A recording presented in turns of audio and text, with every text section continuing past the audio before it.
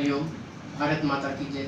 जय श्री राम। मैं लक्ष्मणपुरी उस अखाड़ा परिषद से जहाँ के दो भारतीय संस्कृति के रक्षक साधु दिवंगत हुए और उनका बड़ी नृशंसतापूर्वक हत्या की गई पालघर में। सबसे पहले तो मैं उनको श्रद्धांजलि अर्पित करता हूँ और इस घटना की बड़ी कड़ी निंदा करते हुए ये कहता हूँ कि इस घटना की और ऐसी घटनाओं की कभी पुनरावृत्ति ना हो।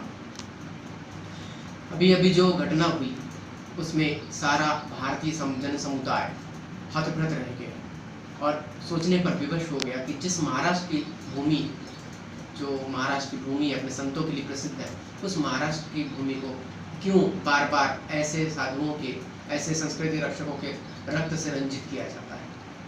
क्या उनका ये गुनाह है कि भारतीय संस्कृति के लिए वो बोलते हैं, भगवान का प्रचार करते हैं, या सनातन संस्कृति की हमेशा के लिए रक्षा करते हुए आए हैं और करते रहेंगे?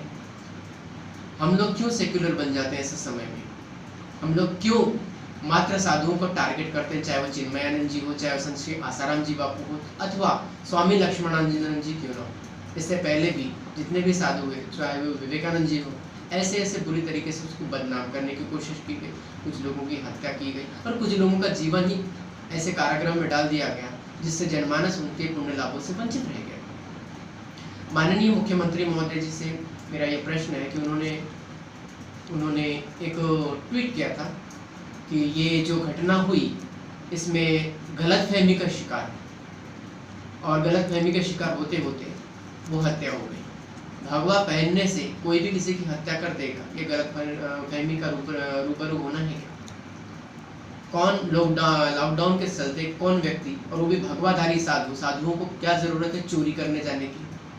1000 व्यक्ति, चलो ठीक है 1000 व्यक्ति इतना भी हम सहन कर लेते। 1000 व्यक्ति वहाँ पे 1000 के आसपास व्यक्ति हैं और 1000 व्यक्ति के आसपास रहती है, पुलिस कस्टडी में है, पुलिस के सुरक्षा में है, पुलिस खुद स्वयं उनको सौंप देती है। तो क्या हमारे भारतीय पुलिस या महाराष्ट्र की पुलिस या स्थानीय पुलिस वहाँ की जो भी थी वो इतनी निर्बल थी कि पब्लिक के प्रेशर में आगे साधुओं को सौंप दिया? कल कोई दूसरी ये चीज़ हो जाए तो किसी को भी वो जाकर गुंडे मवालियों को सौंप देंगे। आज उनकी प्राण रक्षा की जिम्मेदारी उन पुलिस वालों की थी, उनके लिए अपन क्या करेंगे?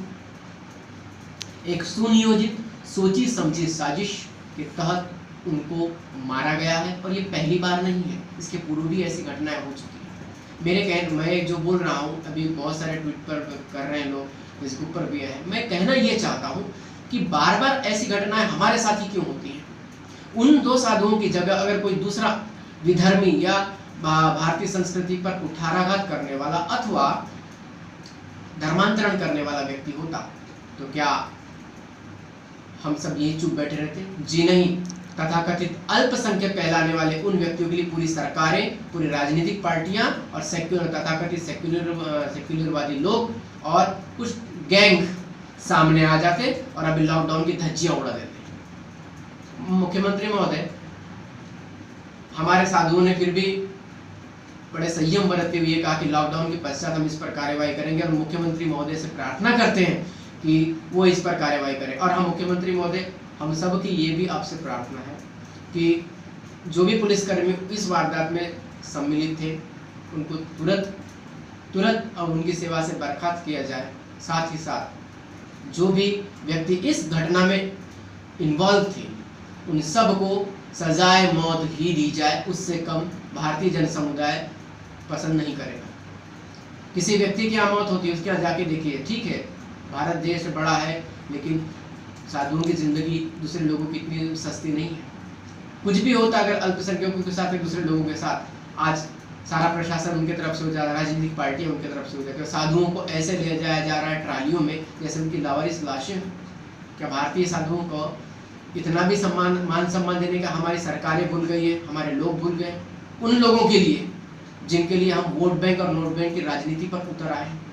क्षमा करें महोदय, मैंने सुना है, मैंने देखा नहीं बाला साहब ठाकरे को, दिवंगत बाला साहब ठाकरे जी को, लेकिन मैंने सुना है कि वो एक ऐसा हिंदू धर्म योद्धा था जिसने पूरे भारतीय समुदाय में अपनी परचम लहरा दिया था और उनके रहते हुए ना कोई मंदिर कभी बिगड़ा, ना कोई तीर्थ यात्रा रुकी और बड़े बड़े काम उन्होंने कर दिया। इवन मुंबई जैसे सिटी को उन्होंने इतना बढ़िया से मैनेज किया कि उनसे लोग कांपते थे।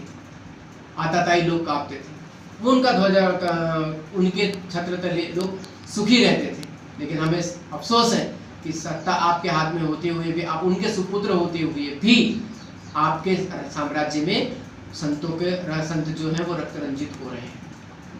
हमारी वो एक महान योद्धा थे और वो जहाँ भी होंगे आपके इस स्टेटमेंट से, क्षमा करें महोदय मैं आप पर ब्लेम नहीं लगा रहा, लेकिन आपके इस स्टेटमेंट से वो दुखी होंगे कि संत रक्त रंजित हो रहे हैं और इनको सत्ता की पड़ी हुई है। तुष्टिकरण की नीति आप अपना रहे हैं।